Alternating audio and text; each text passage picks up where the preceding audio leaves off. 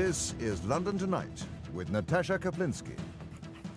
Hello, good evening. The first of London's new hop-on, hop-off buses hit the streets of the capital today and was instantly beset with technical problems. The new double-deckers, known to some as the Boris buses, are running on the 38 route from Victoria to Clapton.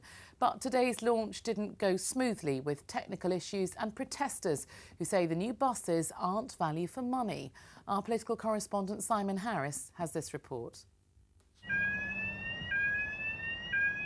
To the backing track of a reversing truck, London's new bus took to the road. This annoying audible alarm was blamed on teething trouble. Come in. But there was no shortage of willing passengers and bus spotters eager to try out the new double-decker. And we're not sure where we're going to yet, but I quite like the bus. You can only fit 2 prams on here, that's not that good really. The bendy bus you could fit 8. No, what is it? 6. Are you a passenger? Not really, I'm just a bus crank. It didn't take long for the bus to fill up. Just wait a minute, please.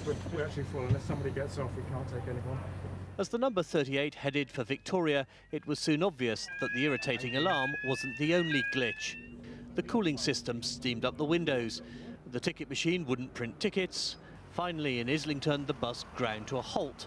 For several minutes, the driver and engineer attempted to diagnose the fault before resorting to a reboot, turning the bus off and back on again. Fire system pressure OK. The Mayor's replacement for the Routemaster has proved controversial and expensive. The first 8 buses have cost almost £1.5 million each. Supporters of Ken Livingstone did their best to hijack the launch. Historic day. This is the most expensive bus in human history. We should all celebrate it.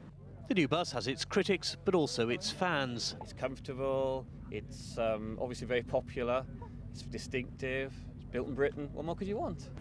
By the time the bus reached Victoria, it was running half an hour late, and the next crowd of would-be passengers were going to have to wait even longer for their ride.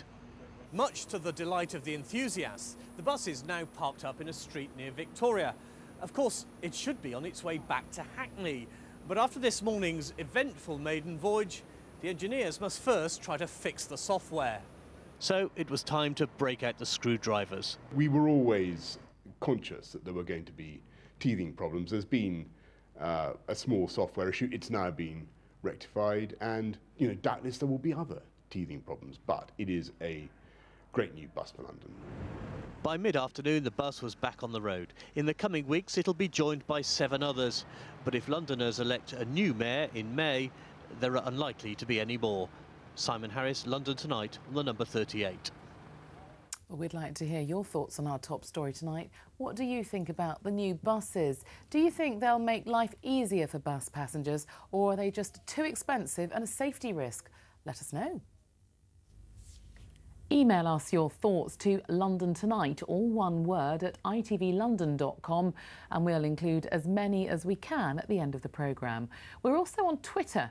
Tweet us your message followed by @LondonTonight, or text us starting with the word London. The number is 63332. Texts cost 25p plus 1 standard network rate message. We need them by 6:25 this evening.